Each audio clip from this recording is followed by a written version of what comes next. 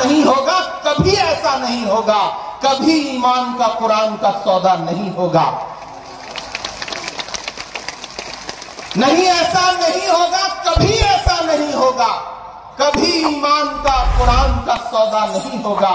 हमें तुम कत्ल कर दो शौक से मंजूर है, लेकिन शरीयत के किसी मुद्दे पे समझौता नहीं होगा।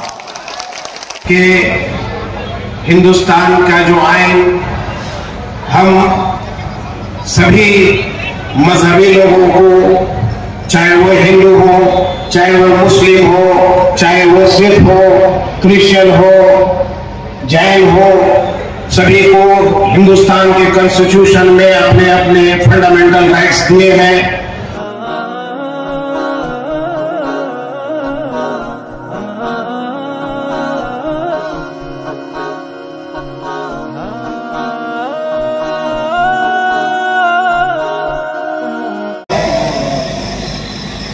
आपको अपनी लड़ाई के तरीके बदलने पड़ेंगे, आपको अपनी भाषा बदलनी पड़ेगी। मैं बहुत जिम्मेदारी से यह बात कह रहा हूं, और यह बात इसलिए कह रहा हूं कि मैं रांची में खड़ा हूं। यह वो सरजमीन है जहां तकरीबन सर के गुजारा है। इन आबो हवाओं में, इन फजाओं में मौलाना आजाद की खुशबू है, यहां उनके एहसास है। मैं इसलिए यहां खड़ा होकर के यह बात कह रहा हूं। मैंने जब देश की पार्लियामेंट में अपनी तकरीर शुरू की थी, तो उस समय ऐसे ही कृषि कानून लेकर के आए थे, उसके फायदे गिनवाए थे पूरे मुल्क को उन्होंने। लेकिन आपको याद होगा, मैं सलाम करूंगा अपने देश के किसानों को, कि उन्होंने दिल्ली की सरहद पर आकर के अपने तंबू गाड़ दिए। 700 किसान शहीद हो गए, और एक दिन मजबूर होकर के देश के प्रधानमंत्री को अपने रूधे गले के साथ देश से कहना पड़ा कि हम कृषि कानून वापस ले रहे हैं। यह अंजाम हुआ उस कानून का। तो आप ये मत समझिए कि देश की पार्लियामेंट में कानून उन्होंने पास कर दिया तो अब आप खामोश होकर बैठ जाएंगे। नहीं, विषय है, इन्हें समझने की जरूरत है और डरने की जरूरत नहीं, और आप डरने वाले लोग भी नहीं है। मैं तो अलग ऐलान देश की पार्लियामेंट में खड़ा होकर के आपके हवाले से बोल के आया हूं, और पूरे मुल्क में जाके ये कह रहा हूं कि नहीं, ऐसा नहीं होगा, कभी ऐसा नहीं होगा, कभी ईमान का कुरान का सौदा नहीं होगा। नहीं, ऐसा नहीं होगा, कभी ऐसा नहीं होगा, कभी ईमान का कुरान का सौदा नहीं होगा। हमें तुम कत्ल कर दो शौक से मंजूर है, लेकिन शरीयत के किसी मुद्दे पे समझौता नहीं होगा, नहीं होगा। लेकिन एक बात मैं यहां खड़ा होकर कहना चाहता हूं, मुस्लिम पर्सनल बोर्ड के तमाम जिम्मेदारान बैठे हैं, हमारे तमाम सियासी साथी बैठे हैं, कि हिंदुस्तान का जो आइन हम सभी मजहबी लोगों को, चाहे वो हिंदू हो, चाहे वो मुस्लिम हो, चाहे वो सिख हो, क्रिश्चियन हो, जैन हो, सभी को हिंदुस्तान के कॉन्स्टिट्यूशन में अपने अपने फंडामेंटल राइट्स दिए हैं। और उसके अंदर ये बात साफ साफ कही गई है कि हिंदुस्तान के हर एक नागरिक को अपने धर्म के अनुसार आचरण करने का हक होगा। उसी हक को पाने के लिए, उसी हक को अपने नस्लों तक पहुंचाने के लिए आज हमारी कौम वक्फ अमेंडमेंट बिल में जितनी भी बातें लाई गई हैं, उस पर अपना एहतजाज जाहिर कर रही है। हिंदुस्तान की सरकार से हम सब गुजारिश करते हैं कि जो भी अमेंडमेंट आपने लाया है, हमारी कौम को फंडामेंटल राइट्स के अंदर जो हमारे हक दिए गए हैं उससे टकराता है, उसमें हमें बाधा पहुंचाता है। इसलिए ऐसे कानून जिससे हमारे हिंदुस्तान में जो हमारे कॉन्स्टिट्यूशन के ड्राफ्टिंग प्रेसिडेंट थे बाबा भीमराव अम्बेडकर साहब, उनकी सोच को धक्का लगता है।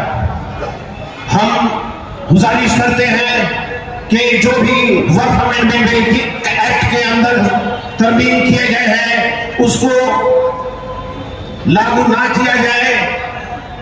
इसमें जो वक्फ है वो एक हमारे कौम के, हमारे मुसलमान की मुसलमानियत की पहचान है। हमारे दीन में ये कहा गया है कि हम मुसलमान अपने जात से, अपनी कमाई से जो भी प्रॉपर्टी को पाए हैं उस प्रॉपर्टी के अंदर कल अल्लाह को के नाम उसको हम लोग दे देते हैं ताकि हमारे कौम के लोग उसको फलाही काम में उस प्रॉपर्टी को यूज कर सके। ये डायरेक्ट हमारे कौमी जज्बात का मामला है, लेकिन आप इस तरमीम के अंदर ये लाते हैं कि आपका ये देखा जाएगा कि आप पिछले 5 साल में मुसलमानियत में थे या नहीं थे। ये ऐसी तरमीम हमारी कौम को बिल्कुल भी मंजूर नहीं है। हम सभी शुक्रिया अदा करते हैं हिंदुस्तान के हर वो शहरी के, हर उस कौम के लोगों को जो इस मुसलमान के ये रिलीजियस फेथ का मामला है उसके एहतजाज में आज यहाँ पर हम लोगों को साथ देने के लिए भी आए हैं। मैं अपनी बात इतना ही कहकर खत्म करता हूँ इस उम्मीद के साथ कि ये एहतजाज जिस तरह से all India Muslim personal law board लेके चल रही है, इंशाअल्लाह पूरी कौम उनके छाता के अंदर खड़ी है और जब भी जैसी आवाज दी जाएगी, जिस एहतजाज की जरूरत होगी, पूरी झारखंड की मुसलमान कौम और जो भी शहरी सेकुलर माइंडेड है सभी लोग इस एहतजाज को आगे भी हम लोग लेकर के चलेंगे। मेरे भाई, आप सभी से ये गुजारिश करते हैं अंजुमन इस्लामी अब्दुल्ला के वक्फ अमेंडमेंट बिल एक्ट जो बनाया गया है, ये कहीं से भी हमारे संविधान में जिस मकसद से फंडामेंटल राइट्स एंड ड्यूटीज हम लोगों को दिए गए थे उसके मुताबिक बिल्कुल भी नहीं है। इसलिए आप सभी लोग जब भी all India Muslim personal law board ऐसे काले कानून के खिलाफ एहतजाज के लिए सामने आती है तो हम सभी लोगों को एक साथ खड़े होकर इसके एहतजाज में शामिल होना है। और इस एहतजाज में हमारे कौम को दूसरे सभी कौम के लोगों का भी साथ मिल रहा है, उनका भी हम लोग शुक्रिया अदा करते हैं और इंशाअल्लाह हम लोग इस लड़ाई को जीत कर ही रहेंगे। शुक्रिया।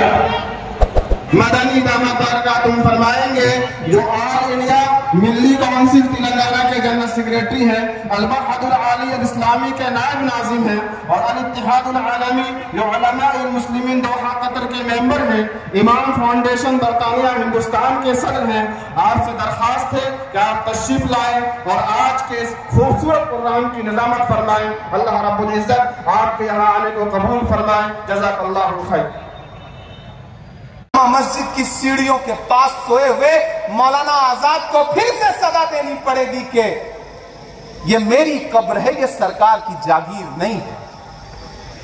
ये सरकार जो आपकी इबादत गाहों को, आपके कब्रिस्तानों को अपनी जागीर बना लेना चाहती है, दरअसल मुखालफत उस सोच के खिलाफ है।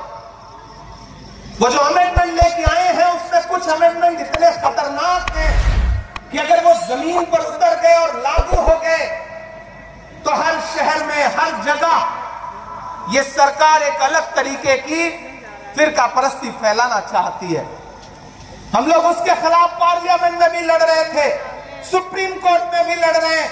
हमारे कई साथी हैं जिन्होंने, बल्कि पूरी मोदी सरकार की यह कोशिश है कि पूरी यह रणनीति है कि समाज में उनके खिलाफ, उनके फांसीवादी रवैये के खिलाफ, उनके तानाशाही रवैये के सोची समझे रणनीति के तहत। और इसीलिए सही कहा हमारे पूर्व के वक्ता ने कि ये कोई सिर्फ वक्फ का मामला नहीं है कि ये भारत के संविधान का हमला है।